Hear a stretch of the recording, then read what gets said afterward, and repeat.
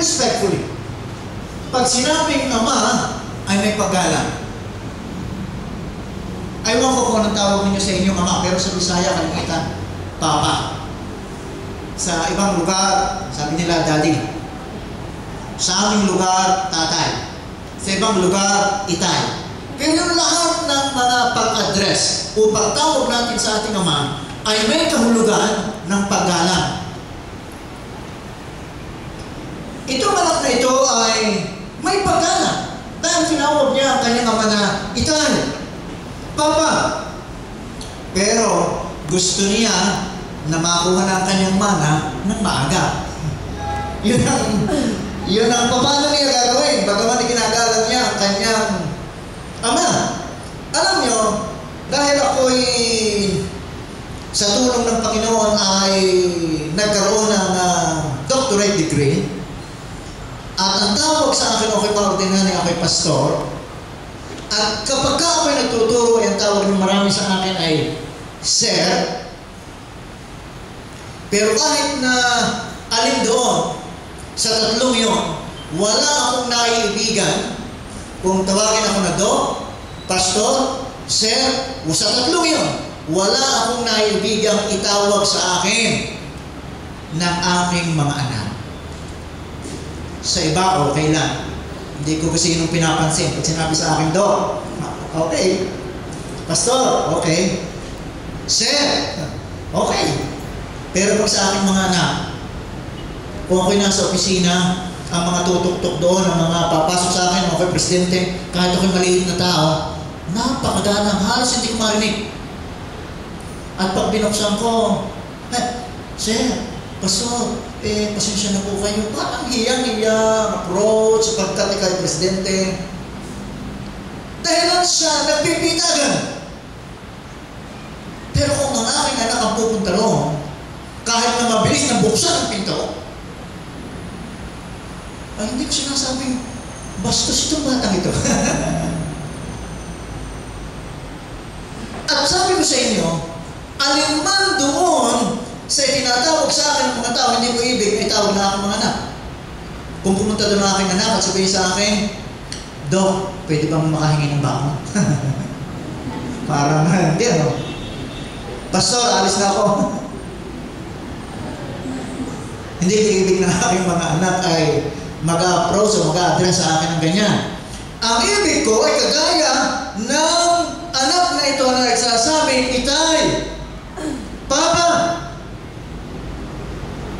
Subalit meron siyang hangarin. Ang hangarin niya ay narito. Inheritances usually don't come early, right? Tayo naman sa ating kapanahon ngayon. Wala namang mana na ibinibigay na kagad.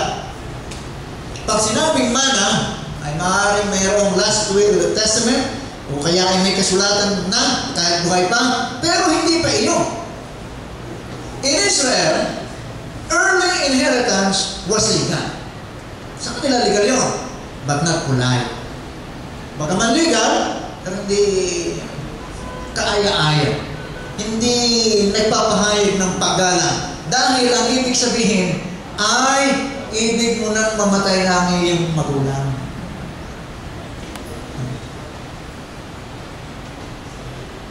Ang kahulugan noon ay pagka talagang ibig mo nang kuhanin ang iyong mana, ay kung maaari, ay bawian na ng buhay ang iyong magulang. The first sign of Father's love, He lets His Son go. Ang pag-ibig ng magulang sa anak ay pinagbibigyan ang kahilingan ng anak. Kaya nang ginawa. Si Lucas, yung sumulat ng talang ito, ay mayroong dinidescribe. He describes it, part of God's love. God gives us freedom. If you want to go, He lets us. Hindi sinasabi ng ama, ano ka? Gusto mo na akong mamatay? Kukuha mo ng mano mo? Sino ka? Bakit ganyan ang ugali mo? Ang ating Ama sa langit ay hindi rin nagsasabi kapag tayo ay gustong tumiwala, gustong lumayo, ay hindi rin tayo pinupwersa at dapat kang sumunod sa akin. No. Ipinararanas ng Panginoon na, sige, maranasan mo kung papaano ang malayo sa akin. Freedom. Ayaw ng Panginoon na ang tagasunod niya ay mga nakasusi. Na pag sinusi, lahat ay nasa pa sa Kanya. Ang ibig niyan, ang nagmamahal sa Kanya ay nagpapasya. The son goes as soon as possible.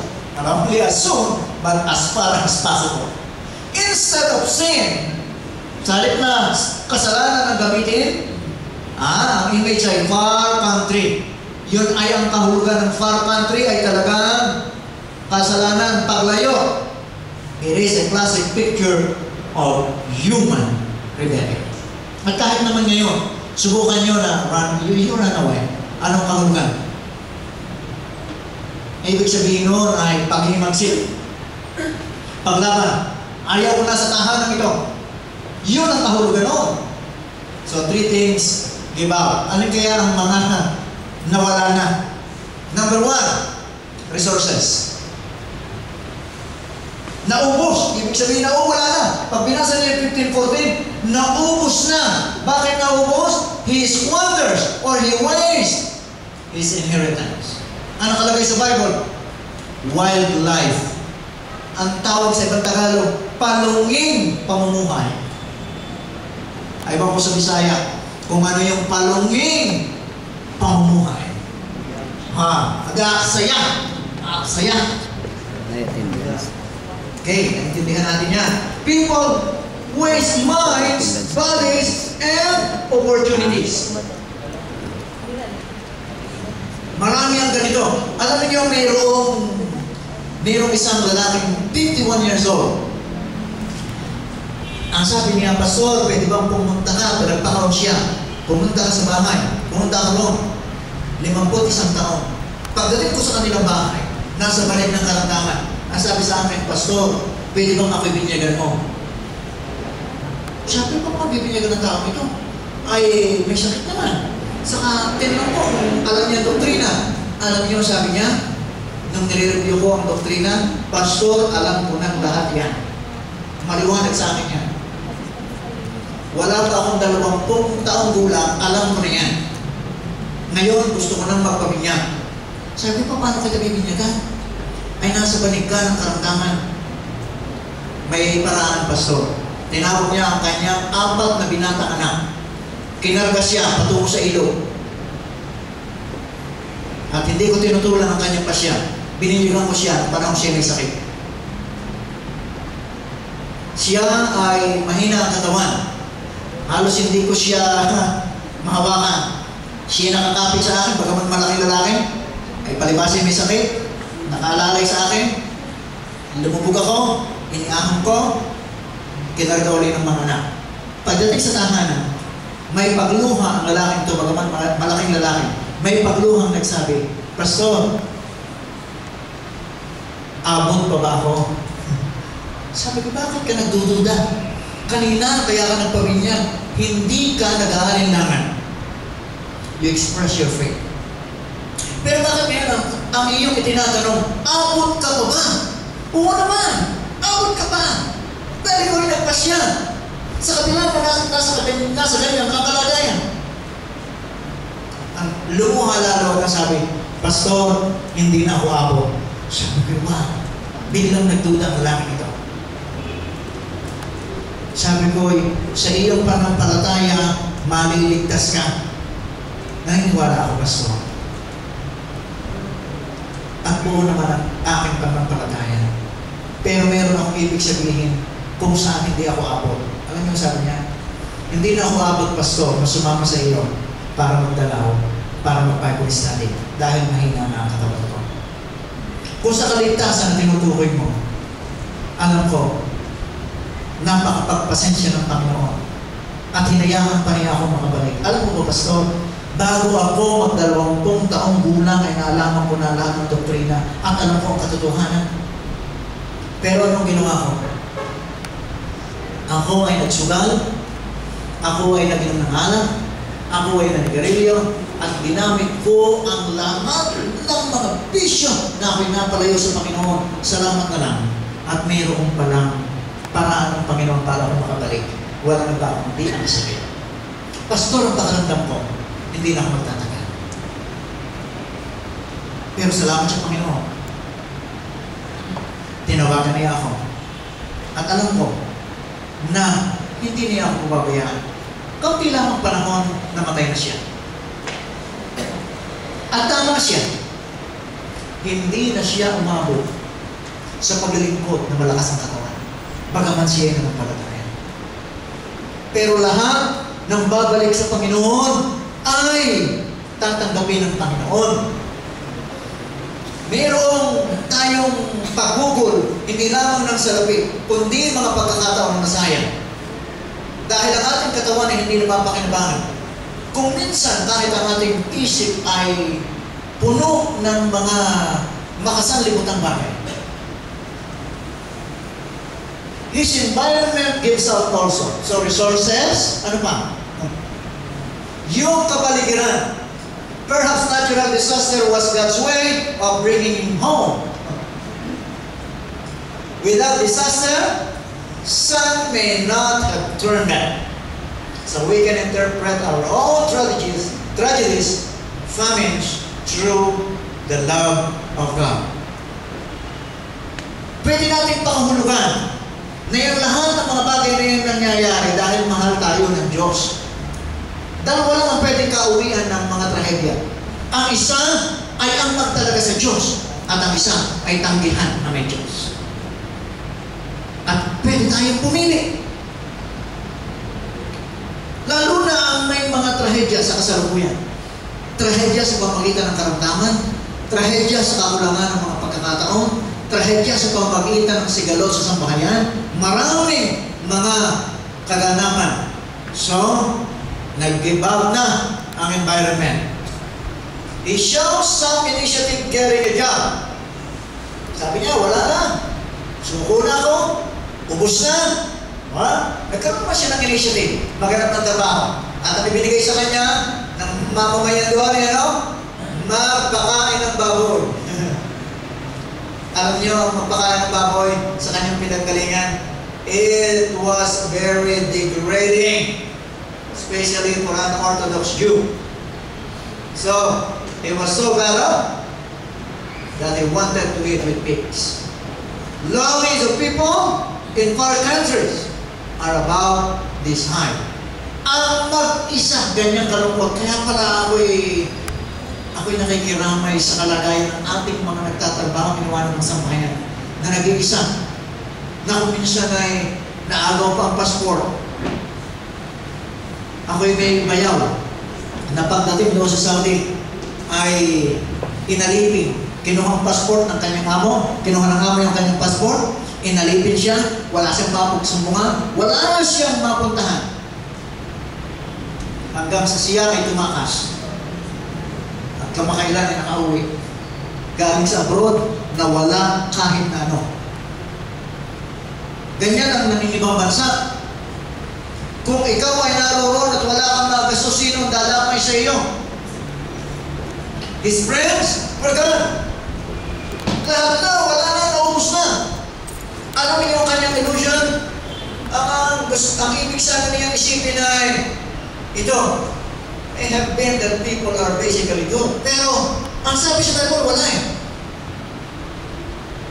Nakalagay ay, no one gave him anything. Wala kahit isa. The poor are shunned even by their neighbors, but the rich have many friends. Alahanin natin yan, nasa Bible din yan. Kaya pala ang Panginoon ay laging may panawagan sa kapakanan ng mga mahihirap. At kahit ang kanyang panawagan, ninagamit siya ng mga analogy. Ang sabi pa nga niya, ako ay nagutom, ako ay inyong pinakain. Ako ay nauhaw, ako ay inyong pinainom. Ako ay nagkasakit, ako ay inyong dinalaw. Ako ay nabilanggo, ako ay inyong pinuntahan. Ang tanong sa kanya, kaya ka lang pinakita na kaganyan. Kung gawin ninyo yan, sa isa sa mga kaliglitan, ginawa niyo sa akin. Ibig sabihin, talagang ang mahirap ay kawawa ang kalagayan. Even Christian can fail you. Only God never lets you down. Kung minsan kahit kapatid sa laman, tinitikis tayo. Wala tayong mapupuntahan. Kaya, salamat at nag-turn around. Kabala ito. The son comes to himself. At ito yung pinagtatalunan. Ang sabi ng iba, para ka palang maligtas, dapat ikaw ay bumalik sa iyong senses. At ikaw ay talagang gumawa ng paraan para ikaw ay maligtas. Marami ang pinagtatalunan yan ng mga theologian. Ang sa iba naman ay sabi, ang pagpunta niya sa kanyang kaisipan ay dahilan din sa Diyos. How do we return to God? Who takes the initiative? Yung bangsa o yung Ama? Remember, God's grace comes first, then our response. Alam niyo kung bakit sa kasaysayan ito nakita ko yan? No. Note that it is memory of a generous father. Hindi naman basta isip niya tumating sa kanya yan eh. Kaya nalala yan dahil nasa kilala niya ang kanyang ama. At ang kanyang ama ang mayroong biyaya. Ang nasa isip niya, mayroong mga hired men na hindi naman nagugutom. Kung ang mga lingkod na yun ay hindi nagugutom, na-motivate siya. Ang sabi niya, kahit pala ako'y umuwi na hindi na maging anak, makakakain pa rin ako. Eh bakit ako magtitiis dito? Umuwi ako. Bakit? Dahilan sa biyaya ng kanyang ama. Dahil po ang kaligtasan. Hindi tayo maliligtas dahil sa atin. Maliligtas tayo dahil sa biyaya ng ama. Ano po? The Father, through His memory, beckons the Son. God provides the will, the power, even the desire to go after the Father. That is the theology. May kasamang theology ang ating pag-aaral. Ang naglalaan ng will, ng kalooban, ng kapangyarihan, at kahit ng pagnanasa o pagnanais na bumalik sa Ama ay galing din po sa Ama.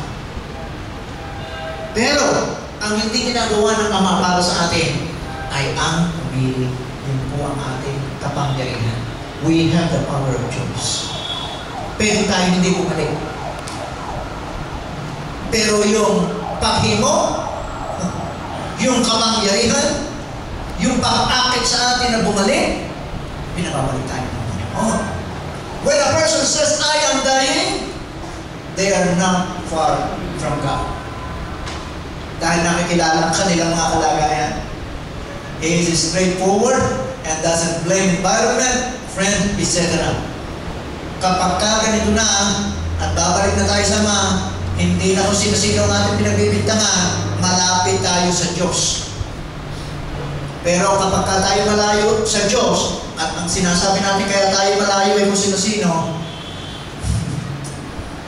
yun po ay tayo ay napakalayo pa sa Panginoon. Pero kapag tayo ay napalayo sa Panginoon at sinabi natin nagkasala ako, wala tayong sinisisi, malapit tayo sa Panginoon. Pero kung sinabi natin kaya kami nagkaganito ko ang aking kasama sa trabaho, ako ay kaya ngayon tamlay na umattend ng worship gawa ng may tinuturo, may sinisisi, may mga kung sino-sino kagaya ni Adan, yan ang pinagmulan natin. Nasaan ka naroon? Pagkaman alam ng Panginoon kung saan sila naroon. Narito po kami, natatakot po. Bakit kayo natatakot? Sabi ni Adan, kasi po yung babae na nilalang ninyo. Tira yung babae, kasi po yung ahas. Paano na? Punta ng palayo kung sino pinagbibintahan. Di ba sa ating tahanan kung minsan ganyan? Kung minsan nga, pag may sumama mo, may motor. Ba? Isip na isip eh. Sino yung bakit mo mabaho? Sino po? Sino ko mabibintahan? Wala na. Walang magsabi, ako! Lahat tayo hindi tinuturo. Malayo ba tayo sa Panginoon? Pero, napakahalaga ng, pagkukumpisal. Ang pagkukumpisal ay pinag-aralan kung mabuti ay kapangyarihan. Ito po, pagkukumpisal ay may kapangyarihan. Sapagkat ang sabi po sa talatang yan, kung tayo lamang ay magkukonfess. Confess. Pinag-aralan ko ng malalim-lalim. Sa wikang Grego yung nakalagay ay exhomologeiste. Confess. Alam niyo yung kahulugan kung sa Tagalog, hindi kumpleto ang pagkukumpisal. Kahit sa Ingles, ang nakalagay sa Ingles ay ipahayag, hindi rin kumpleto. Sapagkat ang kahulugan ng exhomologeiste ay pagtanggap, pagkilala, at pag-amin. Exhomologeiste means not only confess, but admit, acknowledge, accept. Kapag tayo handa na kumilala, tumanggap, at umamin na ating kasalanan, doon tayo malapit sa Diyos. At ang nakalagay, doon sa Santiago 5:16 ay, confess your faults one to another. Pag ako'y nagpahayag sa iyo, magpapahayag ka sa akin. Nung ako'y sakristan ng pare, hindi ko alam yun. Ang alam ko ay hindi one to another. Ang alam ko, tayo lamang ang magpapahayag ng kasalanan. Hindi ang pare. Ako nga, may nilapot noon eh. Kapag ako'y lumalapit sa pare, kahit ako'y sakristan, na malibig ko siyang kasama. Dahil may undong kubol, may taklo, na lumalapit ang mga tao, at makakarinig ka ng halos ang mga pare naman noon ay malalagong ang boses. Hindi kagaya ng boses ko. Malalagong. At makakarinig ka ng boses na galing sa loob, na sabi nila, ano mga kasalanan mo?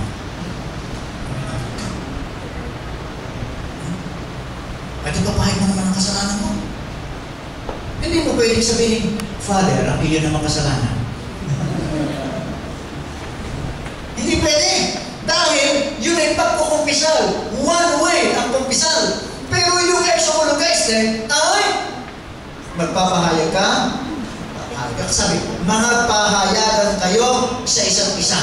Tayo ng ating mga kasalanan. Kaya, pag tayo nagpahayagan ng ating kasalanan sa isa't isa, wala na tayong sisisihin, magpapahayag tayo sa Diyos, tayo ay patatawarin. Kaya pala, pag lumapit tayo sa Panginoon na may sinisisi pa tayo, parang hindi po epektibo, hindi mabisa. Hindi mabisa ang paglapit sa Panginoon dahil ang ipinahayag natin ay kasalanan ng iba kaysa kahinaan o kasalanan natin, pagkukulang natin. God takes us no matter how we come. He uses secular, material, and physical moments. Kahit na ano, pwede. Hindi sinasabi ng Panginoon na mali ang paraan. Pero lahat ng yan pwedeng magamit. Ano mang naging karanasan mo, ang Panginoon tatanggap sa atin. Basta, kung sa pamagitan ng mga bagay na yan, ay natuto tayo sa kamunduhan. Pagpunta natin sa kamunduhan, ito pala ay walang kasaysayan. Pinuntahan natin ang pera, lahat ng mga bagay sa limutan, natutuwa natin na hindi pala tayo mabibigyan ng kaligayahan. Ang ating physical, hindi pala iyan forever, at tayo pala ay pwedeng magkasakit at maghina. Alam sa mga yan, ay pwedeng magindaan para tayo makaalaala. So the son turns home. Let's turn back. The father does all the rest. Tayo lamang ngayon pumili. Sapat na. At meron tayo pagtanggap ng Panginoon. Sign of love. Kasi, halimbawa, ang inyong anak ay bumalik. Nariyan na kasama na ninyo. Pero, ang sabi lang natin Okay, bumalik ka, nasa bahay ka na, pero huwag mo nang asahan na asikasuhan pa kita. Bahala ka sa buhay mo. Hindi tanggap, baka kang kasama sa tahanan. Pero ito, malayo ka, inakap na ng mga. Face the Father and He will do the rest. Father sees him a long way off. Same word as far, country, kanuman, kalayo.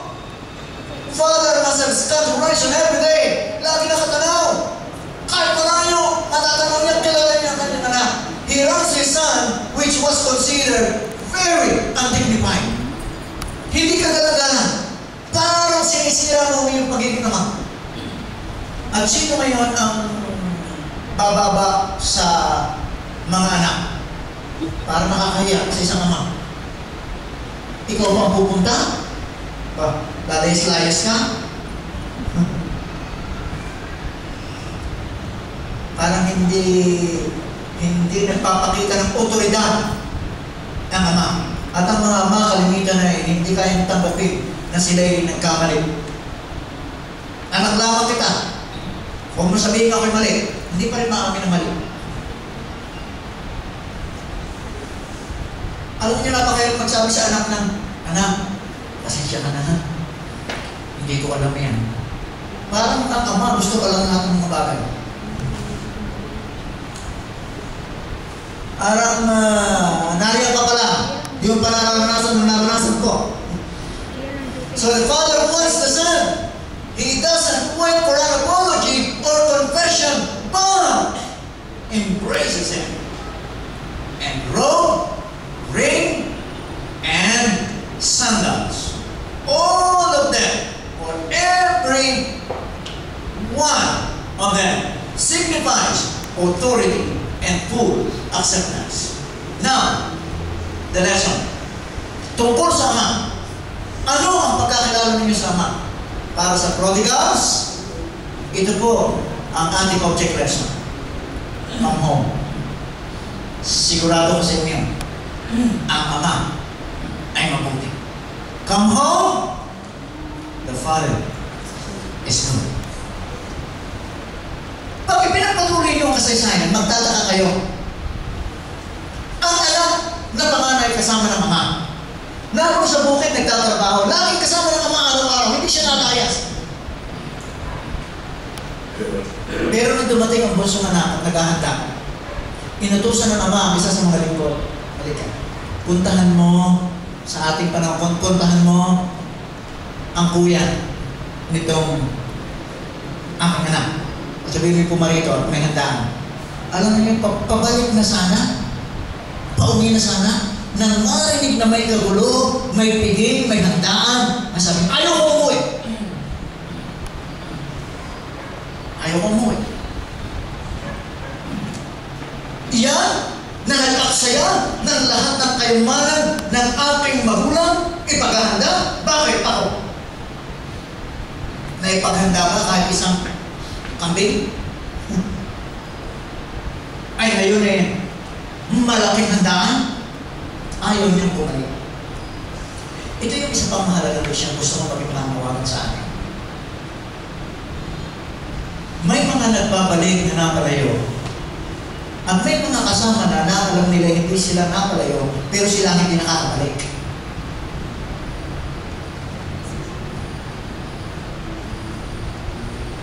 Alam niyo, may karanasan ako. Sinabi ko doon sa lead seminar. Gusto ko agad makauwi dahil ang pagitan ay 2 araw lang. At ako lilipad papunta sa Indonesia. Alam niyo, galing sa Bangkok, pauwi, yung eroplano ay na-delay. Nang kami sumakay, ang announcement, this is your captain, kami ang pangalan.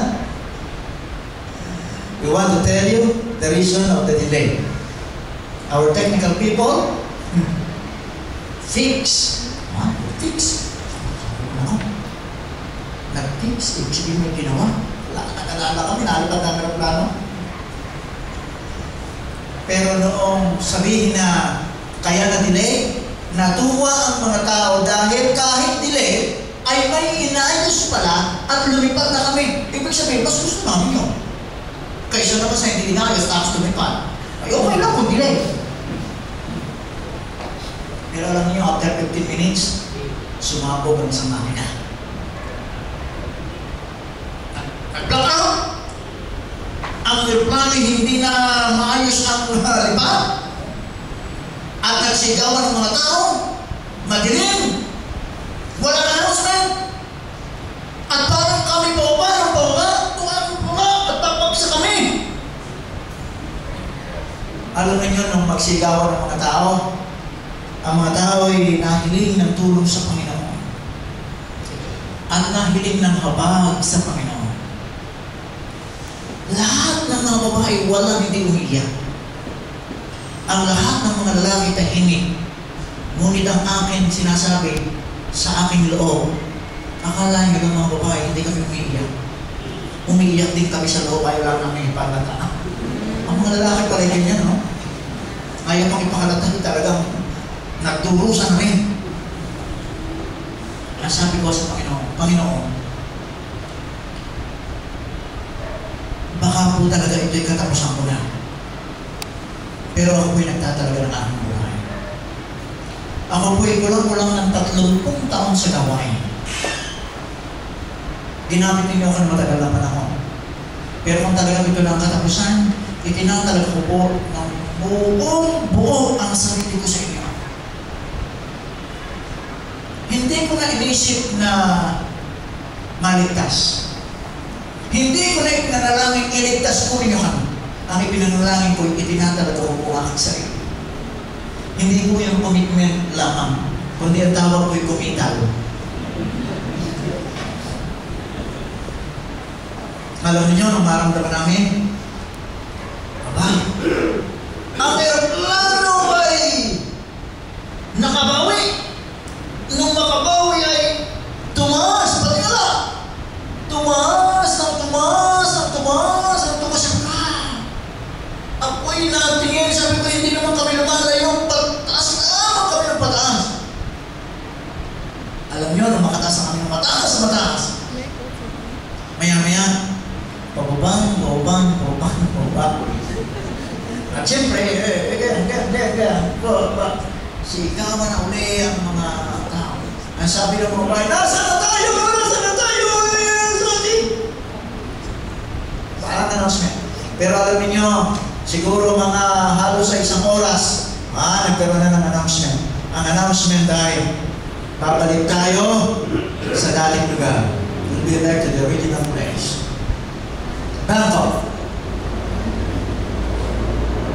Dahil mayroong nasira sa aeroplano. Pero alam kong talagang sira. Alam niyo kung bakit? Kitang-kita ko, ako'y paggawa ko sa bintana, yung kabilang pakpak, yung right wing, ay doon sumabog, doon dumiklat, at doon yun ay seal. Pero isipin yung pakinig yung sabog. Isipin talagang malakas. At nakita ko, ako lang yung observe sa plano yan, may tumataas pagpigil sa direksyon, at saka pagka gustong bumagal, yan ay may nataas na bahagi, hindi na po nagpapangsyon. Kaya, masama. Maya-maya, pagka malapit na, nag-announce, nasabi ay, this is our final approach. Maya-maya, prepare for landing.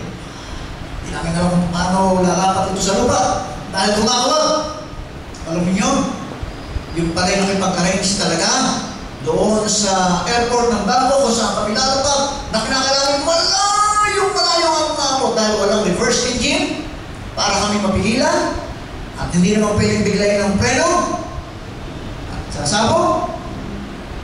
Pero alam niyo, baka baba namin bagsak, pagkatapos pakanyan-ganyan, ang tagal namin bago tumigil, ang dinat nga namin ay napakaraming fire truck na nakahanda para kung sumabog, bubombahin kami ng tubig. Mga sirena, malakas! At paglabas namin doon, nakahinga kami. Pero hindi ko akalain na si Pastor Rodrigo ng Central Philippines ay kasama ko. Ay sabi, Pastor, magkasama pala tayo. Sabi, akala ko, Pastor, ay katapusan na natin. Sabi ko, sino pong mag-iisip na hindi pa nga natin katapusan? Sa nangyari, ang announcement, 2 oras, maaari na ulit kami lumipad. Pero walang ibig na sumakay. Pagkatapos, ang sabi, hindi natapos. Ang sabi, baka kami ay abutin ng gabi, ay lilipat, walang gusto sumakay. Ibig sabihin, hanggang di pa portal ng plano, ay walang sasakay. Pero alam niyo, talaga sila ng plano. Isang araw, hindi nagawa yung plano. Pangalawang araw, hindi nagawa yung plano. Ang dami ng pangako, nagalit ang mga pasahero. Ang sabi nila, may connecting flight sila. Ang pagitan ay mga 3 oras, 5 oras. Ang akin ang pagitan ay 2 araw, hindi ko rin abot. Isipin, hindi ko alam matagal. Ininterden kami sa hotel, pinakain, pero galit ang mga tao. Sapagkat inabala sila. Alam niyo pagka kami natitipon, kaya gusto niyo bahagi sa inyong talong. Bagaman maraming kasaysayan ang karanasan niyo, ay mayroong 2 akong gusto ibahagi sa inyo. Sa mga nagagalit na tao, sabi ko ganito, alam niyo, pare-pareho tayo may kasunod na appointment. Ang inyo, nakalampas na. Ang akin, akala ko abot pa, pero hindi na rin pala. Pero alam niyo yung pinakamahalaga, mahal tayo ng Panginoon. Masarap tayo. Ang inyong pananalita, parang kayo ay pastor. Sabi ko, oo, kaya kami nagstoryahan. Hanggang sa may nagbahagi sa akin, babahagi ko din sa inyo kung pinahagi sa akin. Ang sabi, pastor, nakita niyo ba yung ako ay tumatawa? Sabi ko, kasi tawag siya ng tawa. Luha siya ng luha. Asawa ko po yun. Sabi ko, ganun ba? Kasi po, bago ako sumakay, magdadalit po kami at gusto na po namin maghiwalay. Pero sa pangyayari ito, nagpatawa na po kami, pastor. Alam niyo, nung sabihin sa akin, ito yung sabi ko, Panginoon, meron pala kayong gustong pagkasunduin, bakit pa ako niyo sinama?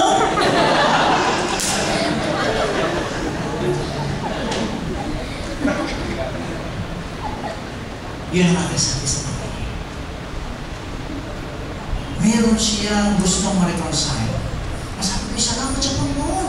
Kayo pala ay dati ay magkasira, kayo mayroong conflict, ngayon kayo ng kasundo. Sabi ko, kailangan pa ba na mangyari mga bagay na ganito para mga mag-asawahan ay magkasundo? Yung napastor sa halip na ito ay parang isang trahedya, ay parang isa pang pagpapala sa amin. Sa iyo, pagkaman marami, sabi ko, 2 babae ko sa inyo. Ang isa ganito, istorya ng mga isa. Story sa akin, story na. Nagkumpisa ng isa. Sa totoo lang, pastor, sabi sa akin, itong kasama ko po, hindi ko po ito asawa. Ay, foreigner, puti. Pero alam niyo, naiintindihan na sinasabi ng babae. Alam niyo, sabi ng foreigner sa kanyang kasama, you are chismosa. Pero nung sabihin ng lalaking ito, yung chismosa, alam niyo sabi ng babae, I want to tell you, I am now decided to stop or to end this kind of affair, extramarital affair. At ako, bumaling na naman sa Panginoon. Panginoon, meron kayong palang gustong paghiwalayin, bakit ako sinama pa ninyo? Meron siyang gustong pagkasunduin. Meron siyang gustong paghiwalayin. Para sa kapakanan ng mga ito, ay may pangyayaring ganito. Mayroong disaster, mayroong famine sa lahat. Maaaring, sabi ko, secular, maaaring material, maaaring physical, lahat pwedeng gamitin ng Panginoon para makabalik tayo. Pero bakit ako nagsasabihin, ito pa lang mga ito ang dapat makabalik, bakit hindi ko sinama? Alam niyo mga kapatid, nang basahin ko ito, nasabi ko, hindi pala yung prodigal sa nemo, lamang ang prodigal. Ang prodigal son pala, na higit ay ang kasama ng amastahan na ang akala niya ay siya'y kasama ng ama sapagkat Hindi siya lumalayas, pero siya malaya. Tayo nangangana sa gawain ng Panginoon, ang pakiramdam natin tayo mas panahal kaysa ito. Ang sabi ko yung kay Pastor, Panginoon, ako pala ng 30 taon ginagamit niyo sa gawain. Tapos titingnan natin ang iba. Hindi ba alam ang iba dyan? Pwede nung malaglag sa aeroplano. May mga kasama, may mga kasama. Mayroon mga nagkakadali. Ako naman maayos. Wow! Ang tawag po dyan ay holier than thou attitude. Ang tingin natin sa ating sarili tayo manahal. Ang tingin natin sa ating sarili hindi na nangangailangan ng Ama. Pero alam ninyo, bumaling ako sa Panginoon bagong puso at nagsabi, Panginoon, ako'y pastor, ginagamit ninyo. Pero ako'y isa rin pong kasalanan. Gusto kong magbalik sa inyo. Mga kapatid, kayong mga nasa institusyon, kayo ng mga nabinyagan ng mga Adventista. Minsan, ang tawag natin sa mga hindi panabinyagan, tagalabas. Bakit? Tayo tagaloob.